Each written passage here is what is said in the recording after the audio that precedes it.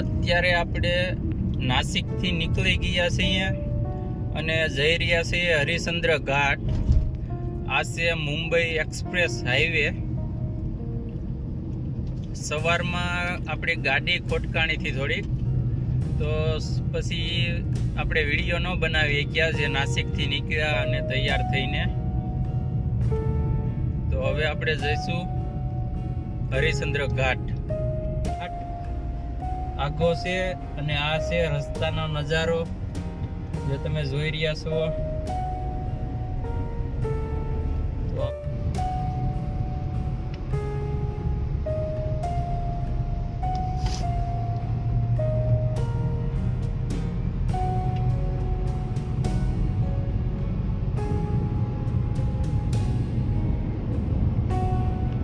અત્યારે આપણે રસ્તામાં છીએ અને આપણે થોડી વાર અહીંયા ઊભા રહ્યા છીએ, જે પાછળ તમને દેખાઈ રહ્યો છે વ્યૂ લેવા હતું. કારણ કે અહીંયા એવા પહાડ અને વ્યૂ છે અત્યારે ચોમાસાના, જે તમે જોઈ શકો છો કે અરમાન ખુશ થઈ જાય એવો વ્યૂ છે અત્યારનો અહીંયાનો.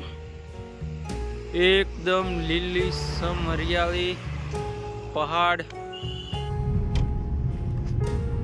અહીંયા રસ્તો એટલો ગોળાઈ વાળો છે જે તમે જોઈ રહ્યા છો. રસ્તો એમ એમ એમ એમ ફૂલ ગોળાઈ સાપ જેવો છે.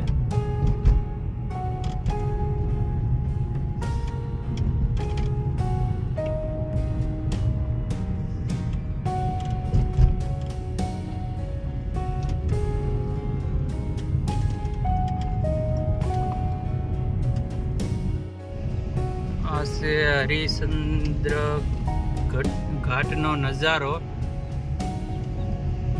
જે એકદમ વળાંક વાળો છે હરિશ્ચંદ્ર ઘાટ. અને અહીંયાથી આપણે ઉપર ચાલતા જવાનું છે, તમે જોઈ શકો છો. આ છે એની એન્ટ્રી ગેટ. તો અહીંયાથી આપણે જઈએ ઉપર. તો ચાલો. બહુ ઉપરથી પાણી પડી રહ્યું છે, તમે જોઈ શકો છો કે એકદમ મસ્ત વ્યૂ છે. અત્યારે સાંજનો સમય છે એટલે બરોબર ક્લિયરિટી નથી આવતી.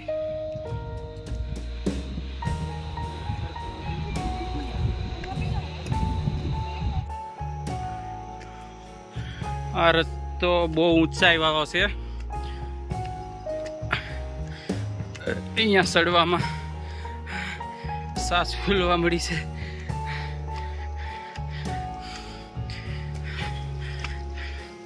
હવે એના કરતાં પણ રસ્તો ખરાબ આવી ગયો છે.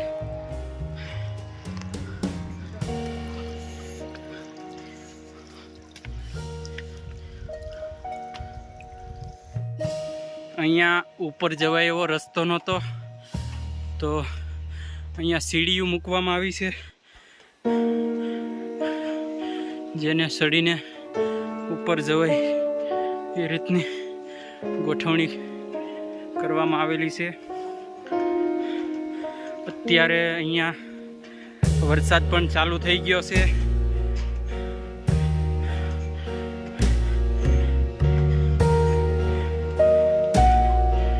આ છે અહીંયાનો રસ્તો. આ રીતે બેઠા બેઠા ચાલવું પડે છે. ઉપર છે બેખાડું અને નીચે છે બેખાડું. આપણે બેઠા બેઠા ચાલી રહ્યા છીએ. હવે થોડીક જગ્યા આવી તો આપણે વાંકા વાંકા ચાલી રહ્યા છીએ.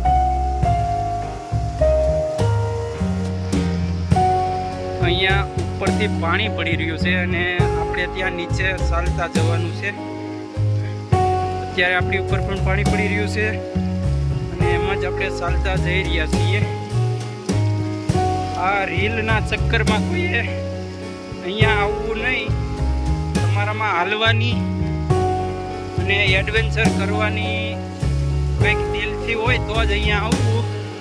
કારણ કે આ જગ્યા જેટલી ખૂબસૂરત દેખાઈ રહી છે એના કરતાં વધારે ખતરનાક છે. જે રીલમાં દેખાડે છે એવું કંઈ છે નહીં.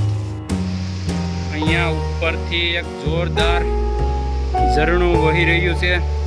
ત્યારે આપણે બહુ ફાસ્ટ ચાલવું પડે છે, કારણ કે અહીંયા પછી રાત્રે કોઈ વ્યવસ્થા ન હોય ઉપર સુવા બેહવાની, અને નીચે ઉતરી જવું પડે. તો અત્યારે 6 વાગી ગયા છે, એટલે 1 કલાકમાં આપણે નીચે આવતું રહેવાનું છે 7 વાગ્યા સુધીમાં. અહીંયા પણ ઉપરથી પાણી પડી રહ્યું છે.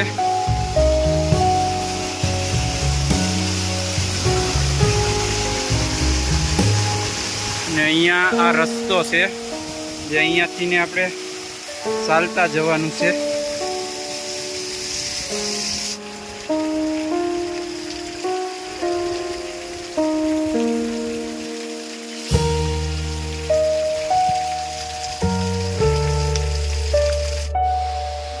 અહીંયા ખળખળાટ પાણી ઉપરથી પડી રહ્યું છે, જે હજી ઉપરથી જ આવે છે.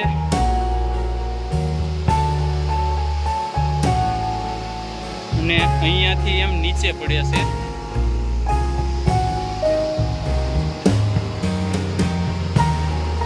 ત્યાં નજદીક ન જવાય, કારણ કે અહીંયા લપસકનો રસ્તો છે, તો લપસી જઈએ. એટલે આપણે દૂરથી જ વ્યૂ લઈ રહ્યા છીએ એનું. અહીંયા એક નદી ક્રોસિંગ છે, જ્યાં તમારે આના ઉપર થઈ અને ચાલવું પડે, કારણ કે નીચે નદીનું પાણી આવતું હોય છે. આ મિત્રો ઉપરથી જ આવી રહ્યા છે.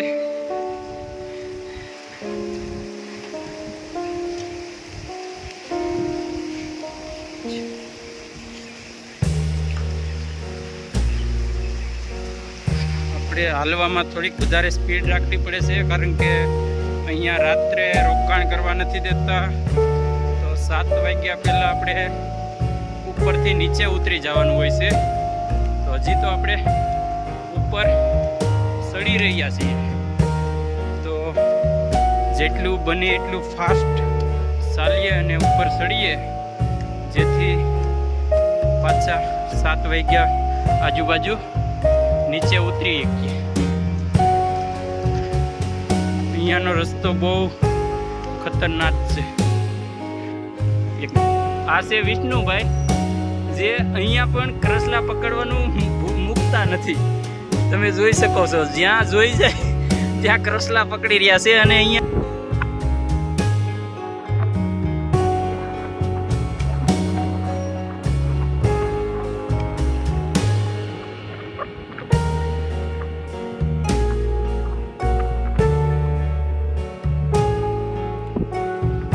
આપણે 1 કિલોમીટર ઉપર જવાનું છે. આપણા બધા સાથી મિત્રો ઉપર જઈ રહ્યા છે, અને અહીંયા અત્યારે બહુ મજા આવી રહી છે. વિષ્ણુભાઈએ કોઈ દી થોર ન જોયો હોય ને, એમ થોર આરે સેલ્ફી લે છે. તમે વિચારો, આ થોરનું માની કેટલું વધી જાય એમ. બાકી આપણે ત્યાં ગામડે હોય જ છે, પણ ડુંગરા ઉપર હોવાથી એનું માન જો એટલું વધી જતું હોય, પછી આ તો ભગવાન બેઠા છે સાક્ષાત ઉપર, તો એનું માન તો હોય જ ને ભાઈ. અહીંયા અત્યારે એકદમ ધુમ્મસ વાળું વાતાવરણ છે. બધી બાજુ વાદળ વાદળ જ દેખાય, બીજું કંઈ દેખાય નહીં. અને અહીંયાનું વાતાવરણ જ એવું છે કે તમને મજા જ આવ્યા કરે. અહીંયા ઉપર પાણીનો કુંડ છે, જે અત્યારે વિડીયોમાં દેખાઈ રહ્યો છે. અહીંયાથી આપણે પગીથાથી કુંડની અંદર ઉતરી શકીએ, એ રીતનું છે.